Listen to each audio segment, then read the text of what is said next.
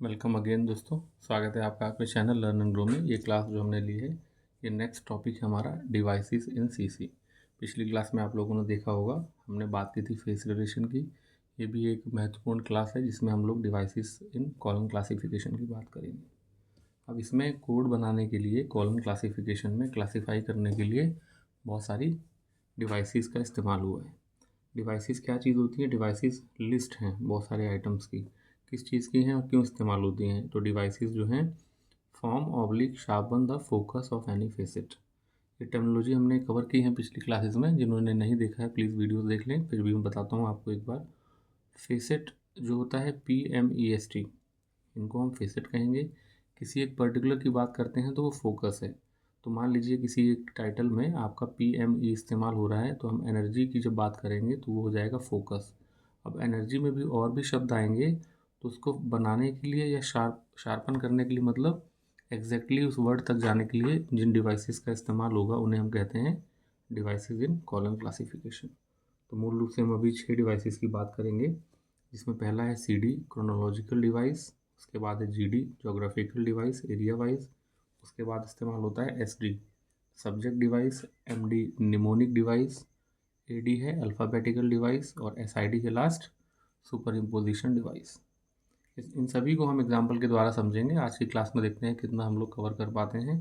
तो one by one हम लोग इनको समझने की कोशिश करेंगे और एग्जाम्पल भी इनका देखेंगे। तो जैसे पहला है हमारा CD की बात करें, क्रोनोलॉजिकल डिवाइस जो ऊपर लिखा हुआ है, ये नाम से पता लग रहा होगा, ये टाइम आइसोलेट जो होता है, समय, टाइटल में समय से संबंधित रहता है ये क्रोनोलॉजिकल डिवाइस। इसका जो इस्तेमाल होता है नया आइसोलेट बनाने के लिए या फिर शार्प करने के लिए, जो हमारे पास वर्ड दिए हैं उनके लिए। तो जैसे कि आप बेसिक क्लासेस होती हैं, maths, physics, medicine, religion, psychology, education, ये सारी चीज़ें जो हैं, ये सिस्टम फेसेट में इसको बनाया जाता है इस डिवाइस की मदद से। कैसे बनाया जाता है, एक एग्जांपल लेके समझते हैं। जैसे इलेक्ट्रोमैग्नेटिज्म थ्योरी, एक वर्ड लेते हैं हम लोग, इलेक्ट्रो मैग्नेटिज्म थ्योरी, मान लीजिए ये वर्ड है। तो इलेक्ट्रोमैग्नेटिज्म थ्योरी जब हम ढूंढने निकलेंगे कॉलम क्लासिफिकेशन बुक में कोड के लिए, तो ये हम सबसे पहले जाएंगे सी, क्योंकि ये फिज़िक्स में आता है। इतना तो अनुभव से आप बता पाएंगे कि सी फिज़िक्स में है। तो इसका जो कोड है वो इलेक्ट्रोमैग्नेटिज्म थ्योरी का, मान लीजिए आपको उसमें दिया CM65, कंप्लीट की बात हो रही है। तो M65 कहाँ से आया? M65 आया आपका CD से, क्रोनोलॉजिकल डिवाइस से। सी तो आपको पता था कि फिज़िक्स का है। तो 18M65 वैसे कोड किसका होता है, ये आपको समझ में आएगा आगे चल के। 1865 को दर्शाने के लिए इस्तेमाल होता है M65। तो फिज़िक्स के बाद इन्होंने M65 लिखा, जिसका मतलब है 1865। तो ये इलेक्ट्रोमैग्नेटिज्म थ्योरी का कैसे कोड बना? ये बना क्योंकि साल 1865 में क्या हुआ था, ओरिजिन हुआ था किसका? इलेक्ट्रोमैग्नेटिज्म थ्योरी का। तो ये इन्होंने बनाया फॉर्म, जैसे इसका पर्पज़ है, फॉर्म किया। क्योंकि सबका तो ये लोग कोड नहीं बना सकते, तो कुछ ना कुछ रूल बनाना है जिसकी मदद से हम ज़्यादा से ज़्यादा शब्दों का इस्तेमाल कर सकें। इसमें एक और एग्जांपल लेते हैं। जैसे आपको बताया था एक क्लास में हमने, सिस्टम एंड स्पेशल की जो क्लास हुई थी, उसमें देखा होगा आयुर्वेदा। आयुर्वेदा हमारा आएगा मेडिसिन में एल में, लेकिन इसका कोड कैसे रहता है? LV।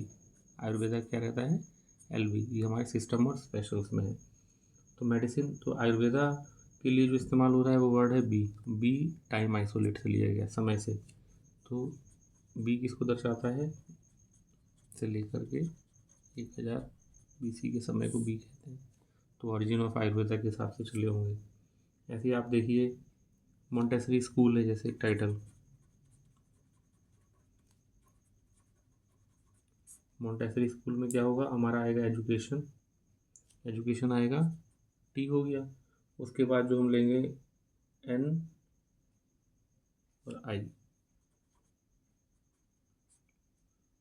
ये हमारा क्या हो जाएगा? 1910 से लेके 1919। कहने का मतलब, जो ये फॉर्म करते जा रहे हैं डिफरेंट वर्ड्स को, वो उनके ओरिजिन के साल से, मेन क्लास के बाद उनका उन्होंने क्या लिखा है? ईयर ऑफ ओरिजिन, या फिर साल, या फिर सेंचुरी, इस टाइप से दर्शा के उस कोड को बना लिया गया है। तो ये हमारा ये डिवाइस हमारा ऐसे इस्तेमाल होता है जब आप शेड्यूल्स में देखेंगे, अगर आपको दिया हुआ है कि to be selected from chronological device CD या टाइम आइसोलेट, तो आपको वैसे ही फॉलो करना है। तो एग्जांपल वैसे देते हैं, जैसे Indian national Congress, Indian national Congress. अब इसका कोड आप कैसे बनाएंगे, सोचिए ज़रा।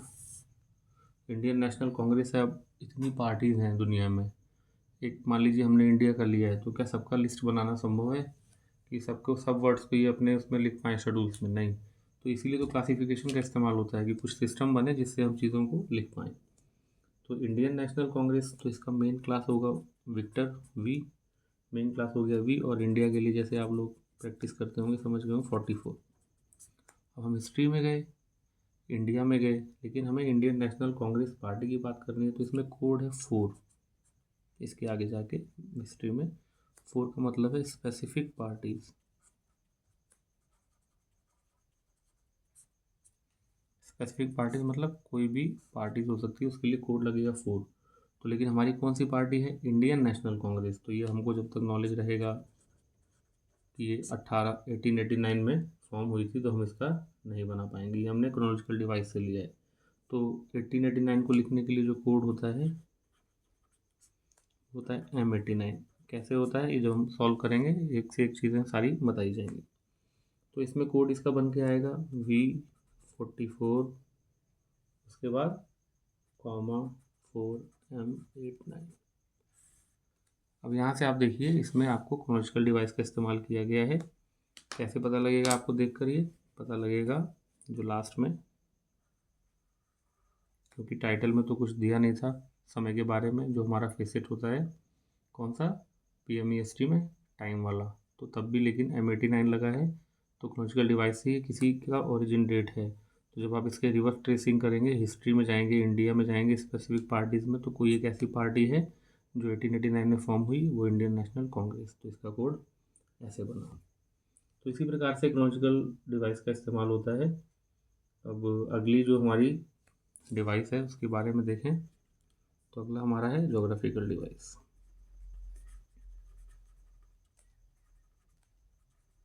आपको जितना भी समझ में आ रहा है इस क्लास में वो बहुत है। नहीं आ रहा है कोई चीज़ पर्टिकुलर, डाउट है, कमेंट करिए, उसको क्लियर किया जाएगा। इतना नॉलेज लेकर हम जब क्लासिफिकेशन की तरफ बढ़ेंगे, तो जितने भी क्वेश्चंस मिलेंगे हमको कहीं भी बुक्स में, सारी चीज़ें हम प्रैक्टिस करेंगे सेम पैटर्न में। टाइटल लिखेंगे, कैसे हमने अप्रोच किया, बुक का पेज पलट के हम देखेंगे, तो हमको समझ में आएगा। अगला है ज्योग्राफिकल डिवाइस। इसमें ज्योग्राफी वर्ड इस्तेमाल हुआ है, तो ज्योग्राफिकल जैसे करेक्ट कॉन्टिनेंट है, कंट्री है, स्टेट, डिस्ट्रिक्ट, ये सारी चीज़ें इस्तेमाल होती हैं। तो हम नया चीज़ें फॉर्म करते हैं, जैसे हमें डिस्ट्रिक्ट के बारे में जानना है, डिवीज़न देखना है, इन सब चीज़ों के लिए इन सब चीज़ों का इस्तेमाल होगा। जैसे अगर हम बात करें अमेरिकन हिस्ट्री, हमको एक वर्ड है दिया गया अमेरिकन हिस्ट्री, तो इसको आप कैसे बनाएंगे, अमेरिकन और हिस्ट्री है, तो हम जाएंगे हिस्ट्री के लिए, तो हमें पता है वी का इस्तेमाल किया जाता है, वी मेन क्लास है। अब अमेरिकन के लिए क्या होगा, अमेरिका, तो हमें स्पेस आइसोलेट, जैसे इसमें टाइम आइसोलेट था, इसके लिए स्पेस आइसोलेट है। आइसोलेट का मतलब टाइम आइसोलेट में किसी भी समय को क्या कोड बनाना है, वो टाइम आइसोलेट बताता है हमको। जोग्राफिकल डिवाइस में जो स्पेस आइसोलेट होता है, किस एरिया का क्या कोड होगा, वो हमें स्पेस आइसोलेट बताता है, ये बुक में दिया गया है। तो जोग्राफिकल डिवाइस में स्पेस आइसोलेट का इस्तेमाल होगा, तो जब हम अमेरिका का कोड ढूंढेंगे तो हमको मिल जाएगा 7। किसके लिए, अमेरिका के लिए। तो अमेरिकन हिस्ट्री का कोड हम V7 से बना सकते हैं। ये जोग्राफिकल डिवाइस का इम्पोर्टेंस है। सपोज आपका टाइटल आ जाता है इंडियन लॉ, लॉ का जो हमारा है इसमें, लॉ का होता है क्या, Z। इंडिया का 44 ले लिया आपने स्पेस आइसोलेट, तो आपने कोड बना दिया Z44, ये हो गया इंडियन लॉ। इसी प्रकार से इस्तेमाल होता है स्पेस आइसोलेट का, किसमें, जोग्राफिकल डिवाइस में। उम्मीद है आपको समझ में आ रहा होगा। सपोज ऐसे एग्जांपल लेते हैं, जापानीज़ फिलॉसफी, तो इसमें रहेगा क्या, फिलॉसफी में जाएंगे, 8 में जाएंगे तो अदर सिस्टम्स है, उसमें जापान को ले लेंगे हम, तो 8R842 हो गया जापानीज़ फिलॉसफी। तो जितना ज़्यादा हम लोग इस्तेमाल करेंगे, उतना ही हमको इसका सॉल्यूशन करने का पता चलेगा। आगे चले अगर हम तीसरे की बात करें, आप लोग एक आइडिया लगा लीजिए कि ये डिवाइसेस का क्या चीज़ है, मकसद क्या है, कैसे इस्तेमाल हो रहे हैं। तो नेक्स्ट हम बात करें तीसरे की। तीसरा हमारा जो डिवाइस है वो है सब्जेक्ट डिवाइस। ये एक तरह से हम लोग सारे, जैसे कोई डिश बनती है तो उसके इंग्रेडिएंट्स होते हैं, उनकी जानकारी होना भी उतना इम्पोर्टेंट है कि एक डिश बनेगी तो उसमें क्या क्या सामान कितनी मात्रा में कहाँ से लेना है, क्या लगाना है, नॉलेज होना चाहिए। सेम प्रकार से कॉलम क्लासिफिकेशन प्रैक्टिकल अगर आपको बनाना है, सॉल्यूशन चाहिए एग्जांपल, तो आपको ये सारी चीज़ें बेसिक जस्ट लाइक इंग्रेडिएंट्स हैं, इतना तो आपको ये टचअप नॉलेज है, इतना पता होना ही चाहिए। सब्जेक्ट डिवाइस में क्या होता है, इसमें भी हम फॉर्मेशन करते हैं या सब डिवीज़न करते हैं आइसोलेट का। इसको भी अगर आप एग्जांपल से समझेंगे तो जल्दी आपको समझ में आएगा। सब्जेक्ट डिवाइस, जैसे अगर हम एक टाइटल है रिलीजियस लाइब्रेरीज, धार्मिक पुस्तकालय है अगर कोई, तो हमारा टू क्या रहता है, लाइब्रेरी की बात हो रही है, टू हो गया हमारा लाइब्रेरी के लिए कोड। उसके बाद बिजनेस लाइब्रेरीज का जो कोड है इसके आगे वो चलेगा 4। बिजनेस मतलब व्यापार नहीं, किस पर्पज़ के लिए है, तो क्यों क्या है हमारा, रिलीजन जो वर्ड है, क्यों जो हमारा मेन क्लास होता है रिलीजन के लिए। तो इसमें हम सब्जेक्ट डिवाइस हमने कैसे कोड बनाया है, religion main class used as subject device. तो ये जो मेन क्लास था ये इसके लिए सब्जेक्ट हो गया रिलीजियस लाइब्रेरीज के लिए। तो इसको ब्रैकेट में लिखा जाता है ना। तो इसका कोड बनेगा 2 4 क्यू। ब्रैकेट में क्यों है, तो सब्जेक्ट डिवाइस से लिया गया है ये सब्जेक्ट डिवाइस। ये सब आपको रूल में लिखा रहेगा, अगर मेंशन रहेगा, आप रूल्स में जाएंगे डिटेल में पढ़ेंगे तो समझ में आएगा कि अगर रिलीजियस लाइब्रेरीज़ की बात हो रही है तो क्योंकि इसमें मेन क्लास तो लाइब्रेरी बन जाएगी एक बार, आप जब इसका अप्रोच पढ़ेंगे तो मेन क्लास निकालना होता है, तो लाइब्रेरी की बात हो रही है, तो आप टू में जाएंगे, टू के बाद आप देखेंगे बिजनेस लाइब्रेरी किस प्रकार की लाइब्रेरी है। तो अब ये रिलीजियस लाइब्रेरीज है तो इसलिए हमने ब्रैकेट में क्यू को लिखा सब्जेक्ट डिवाइस के नियम के हिसाब से। सपोज़ ये कोई और लाइब्रेरी होती, जैसे हिस्टोरिकल लाइब्रेरी है सपोज़, तो हम क्या करते हैं यहाँ पे हिस्ट्री का लिख देते, तो हमारी हिस्टोरिकल लाइब्रेरी। इस प्रकार से आपको कोई एक चीज़ मिले तो उसको थोड़ा सा इमेजिन करके और भी प्रैक्टिस कर लेना है। इसी प्रकार से आगे बढ़ेंगे। सपोज़ जैसे वर्ड है टेक्सटाइल इंडस्ट्री, ये काफ़ी कॉमन है, एग्जाम्स में आता है टेक्सटाइल इंडस्ट्री। इसको आप लोग कैसे बनाएंगे, टेक्सटाइल भी है इंडस्ट्री, तो हमारा मेन क्लास तो इंडस्ट्री वगैरह तो इकोनॉमिक्स में आता है, हम लोग एक्स में एंटर करेंगे, उसके बाद 8 में देखेंगे तो इंडस्ट्री है। अब लेकिन इसमें टेक्सटाइल वर्ड दिया गया है, टेक्सटाइल कहाँ से मिलेगा, हमने डिराइव किया subject device taken isolate from the main class M. Main class जो एम है उसमें दिया गया है यूजफुल आर्ट्स, उसमें ये टेक्सटाइल वर्ड है, उसके लिए M7 का इस्तेमाल किया गया है। यूजफुल आर्ट्स में टेक्सटाइल है, उसके लिए M7 का इस्तेमाल किया गया है, तो इसका कोड होता है X8 और M7। तो ऐसे करके बहुत, ये पूरा ओशन है, कॉलम क्लासिफिकेशन समुद्र के हिसाब से है, आपके लेवल ऑफ एग्जामिनेशन के ऊपर है किस प्रकार से तैयारी कर रहे हैं। तो आप, हर स्टूडेंट का अप्रोच अलग रहता है, कोई शॉर्टकट चाहता है, कोई चाहता है डिटेल में पढ़े, समय है अगर तो ये जो पूरी क्लासेस के सीरीज़ है ये है जो समझना चाहते हैं। और जब हम प्रैक्टिस करेंगे तो इतने ज़्यादा क्वेश्चन लेने की कोशिश करेंगे हर टाइप के कि आपको आइडिया तो लग ही जाएगा कि एग्ज़ाम में आएगा तो आप पासिंग मार्क्स स्कोर कर पाएंगे। अब अगला चलते हैं, हम लोग देखते हैं निमोनिक डिवाइस, चौथा जो है हमारा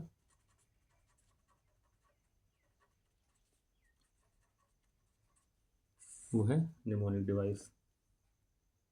निमोनिक्स का मतलब क्या होता है, art of assisting the memory, यानी कि मेमोरी में याद रखने के लिए जो एक कला होती है कि हम किसी पैटर्न से बनाते हैं, जैसे किसी का मान लीजिए ये है CGSMAS, हमने इसको इस हिसाब से याद कर लिया कि CGSM हम लोग एग्ज़ाम में करते हैं, तो हमने इस पैटर्न में याद किया तो याद हो गया, तो उसके बाद हम इसको अपना रिकॉल कर सकते हैं। तो निमोनिक उसी को कहते हैं जो हमारी मेमोरीज को असिस्ट करता है। तो स्पेसिफिक डिजिट या डिजिट ग्रुप्स जो स्पेसिफिक कॉन्सेप्ट को बताते हैं क्लासेस में, उसके लिए निमोनिक का इस्तेमाल किया जाता है। तो seemingly equivalent entities provided in the rule section page 1.32, this a powerful device which secures higher degree of autonomy. यानी कि कह रहे हैं कि निमोनिक का इस्तेमाल लाइब्रेरियन के अपने बुद्धि के ऊपर है, यानी वो कितना ज़्यादा इंटेलिजेंस लेवल है वो उस हिसाब से, यानी कि फ्रीडम दिया गया है इसमें। निमोनिक डिवाइस में क्या दिया गया है? फ्रीडम टू लाइब्रेरियंस, वो अपनी नॉलेज के हिसाब से उनका इस्तेमाल कर सकता है। पेज नंबर 1.32 की बात हो रही है, तो हम लोग 1.32 देख लेते हैं। ये सारे कंटेंट आपकी बुक में भी दिया गया है। निमोनिक डिवाइस आप लोग देख पा रहे होंगे यहाँ पर। The mnemonic device MD consist in choosing the digit for the further division on a class, यानी कौन सा डिजिट चूज़ करना है इन द फॉर्मेशन और the sharpening of focus in accordance with the convention in regard to, यानी कि वो हमारे ऊपर है, लाइब्रेरियन है। जैसे कि यहाँ पे देखिए, इन वर्ड्स को क्या कहते हैं? Seminal mnemonics. जैसे इसमें पूरा डिटेल में दिया गया है, तो आप देखिए, the digit 1 is used as mnemonic for unity, god, world, the first in the evolution और टाइम, इस टाइप की। डिजिट 2 है, डिजिट 3 है, करके 8 तक दी गई हैं। अब वो अपने हिसाब से कहाँ उनको इस्तेमाल करना है वो कर सकते हैं। तो मेन जो कॉमन थी हमारी, वो हम लोग देख रहे हैं कॉमन वाली, क्रोनोलॉजिकल डिवाइस, जोग्राफिकल, सब्जेक्ट, ये सारी चीज़ें जो हैं आपकी एग्ज़ाम्स में आने वाली चीज़ें इस्तेमाल होती हैं, क्योंकि इस पे मास्टरी पाना केवल और केवल एक ही रास्ता है, वो है प्रैक्टिस करने का। और प्रैक्टिस के लिए स्टूडेंट के लिए इतना नहीं हम डेप्थ में चले जाते हैं यूनिवर्सिटी या कॉलेज वाले कि उनको टफेस्ट क्वेश्चन दे दें, कि जो कि एक लाइब्रेरियन हो उसके लिए भी ये आसान हो रहे हैं उसके लिए भी, तो ऐसे ही रहता है। अगली बात करें हम अल्फ़ाबेटिकल डिवाइस की। अल्फ़ाबेटिकल डिवाइस बहुत आसान है। इसमें क्या होता है, पहला दूसरा या फिर शुरू के 3 जो वर्ड्स होते हैं, फर्स्ट या फिर एक और दो दोनों, या एक और दो तीनों,